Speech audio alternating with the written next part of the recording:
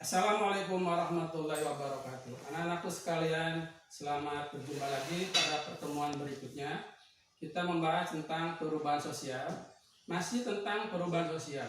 Bahwa tidak ada masyarakat satupun yang tidak mengalami perubahan sosial. Masyarakat tradisional pun akan mengalami perubahan sosial. Cuman ini yang membedakan adalah cepat atau lambatnya.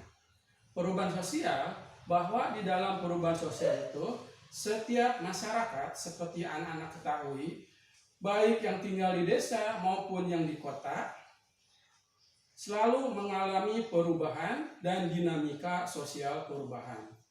Sebagaimana sekarang bagaimana teknologi informatika yang selalu mengalami perubahan-perubahan. Namun selain daripada adanya dampak dari perubahan sosial tersebut, adanya faktor pendorong dan faktor penghambat.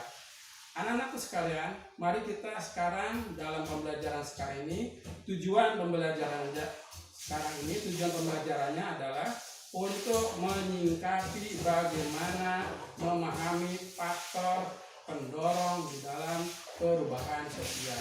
Mari kita simak materi berikut ini. Ya, anak-anakku sekalian, lalu bagaimana proses dinamika perubahan sosial yang dapat mendorong terjadinya perubahan sosial itu sehingga dapat terjadi? Berikut penjelasannya. Faktor pendorong itu terdiri dari pertama, adanya kontak dengan kebudayaan masyarakat lain. Salah satu faktor penyebab terjadinya perubahan sosial seperti terpengaruhnya nilai, norma, ataupun tingkah laku yang terjadi di masyarakat. Yang kedua, adanya sikap terbuka terhadap karya serta keinginan yang lain untuk maju. Yang ketiga, adanya sistem pendidikan formal yang maju. Yang keempat, sikap berorientasi ke masa depan. 5. Sistem lapisan masyarakat yang bersifat terbuka atau open stratification. Dulu kelas 11 kita belajar tentang bagaimana struktur sosial. Di dalam struktur sosial itu kita terbagi menjadi stratifikasi sosial, lalu adanya diferensiasi sosial. Faktor pendorong yang lainnya adalah adanya komposisi penduduk yang heterogen. Anak-anakku sekalian, mari kita bahas satu persatu dimulai dari tahapan yang pertama. Faktor internal dan eksternal. Faktor internal eksternal ini menyebabkan adalah faktor perubahan sosial. Kita bahas perubahan dalam masyarakat dapat terjadi karena adanya dua faktor pendorong. Faktor internal dan faktor eksternal.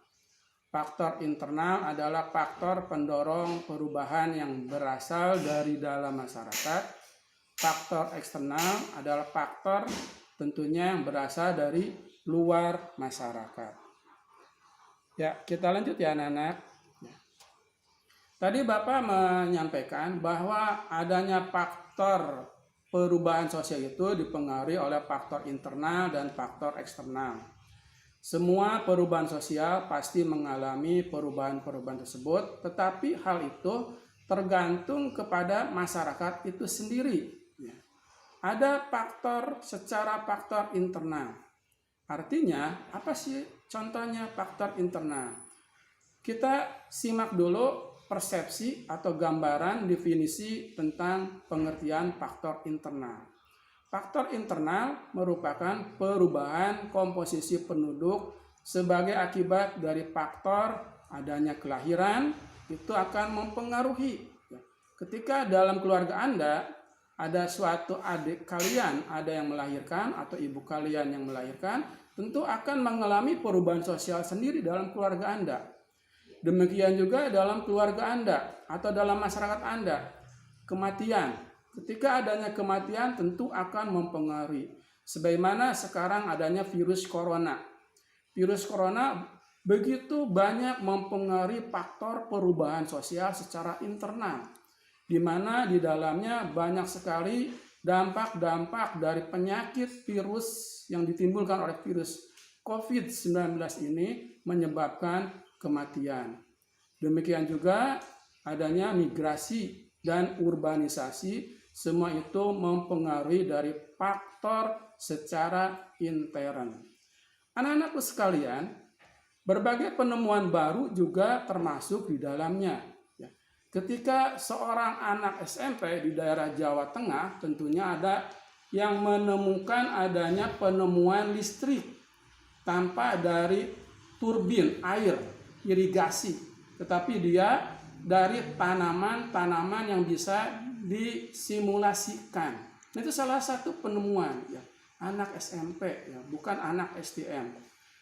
Kalian juga bisa menemukan secara sosial bagaimana faktor penemuan perubahan sosial baru itu bisa mewujudkan kemajuan di dalam belajar, bisa mencapai suatu prestasi ya. Tetapi dalam hal ini kemunculan konflik juga bisa mempengaruhi perubahan sosial, sehingga terjadinya konflik dalam masyarakat akan mempengaruhinya. Demikian juga dengan revolusi industri.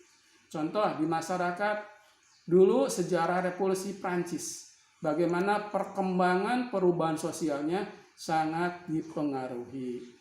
Ya, anak-anak sekalian, kita lanjutkan kepada sesi berikutnya, yaitu faktor eksternal. Kalau tadi Bapak sudah mencontohkan faktor internal, ya, kita apa sih yang mempengaruhi tentang faktor eksternal? Eksternal kita disepakati tadi pengertiannya adalah secara faktor luar atau faktor eksternal. Faktor eksternal ini ya contohnya adalah faktor alam yang terkait dalam keadaan geografis. Ketika beberapa bulan yang lalu terjadinya longsor ya, terjadinya perubahan iklim, perubahan cuaca, itu bisa mempengaruhi perubahan-perubahan sosial yang lainnya, sehingga memberikan dampak terhadap kehidupan masyarakat, bahkan suatu negara sekalipun. Lalu berikutnya adanya konflik yang timbul dari perang dengan masyarakat lain. Ketika kemunculannya konflik yang ditimbulkan dari penindasan perang, ini sangat dipengaruhi juga karena faktor eksternal. Begitu juga faktor atau masuknya budaya masyarakat lain. Contoh adanya akulturasi, difusi, asimilasi maupun akomodasi. Dulu kita kelas 10 kita belajar adanya pengaruh kebudayaan dari masyarakat lain secara difusi, akulturasi, asimilasi maupun secara akomodasi. Silakan, barangkali ada anak-anak yang masih belum paham tentang difusi, akulturasi, asimilasi dan akomodasi. Silakan kalian pelajari dulu sehingga bisa meneruskan tentang perubahan sosial ini. Berikutnya, jadi anak-anakku sekalian, adanya perubahan sosial yang semakin dinamika, semakin mengalami mobilitas sosial, sebenarnya perubahan sosial itu sangat berpengaruh atau identik ya dengan adanya mobilitas sosial. Dulu kalian waktu kelas 11 belajar tentang mobilitas sosial. Nah, ini hakikatnya. Hakikatnya munculnya masyarakat itu mengalami perubahan sosial itu adanya faktor pendorong baik secara internal maupun secara eksternal. Jadi kesimpulannya, bagaimana sih agar mewujudkan faktor perubahan sosial yang progres? Adalah dengan adanya kontak dengan kebudayaan lain, sehingga mewujudkan adanya faktor progres. Perubahan sosial adalah suatu perubahan baik itu yang berupa nilai, norma, maupun tingkah laku yang terjadi di masyarakat. Jadi kesimpulan itu, jadi faktor pendorong perubahan sosial itu kembali lagi kepada bagaimana ya adanya kontak, ya, adanya mempelajari terhadap kebudayaan lain, sehingga kemunculannya zaman sekarang globalisasi, munculnya globalisasi yang menyebabkan adanya pertumbuhan perubahan sosial.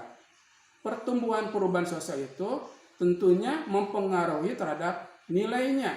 Ya, nilai bagaimana sekarang kalian, bagaimana dengan teknologi perubahan sosial, pembelajaran jarak jauh. Ya, nilai munculnya Android merupakan salah satu nilai yang sangat dibutuhkan. Bagaimana dengan normanya?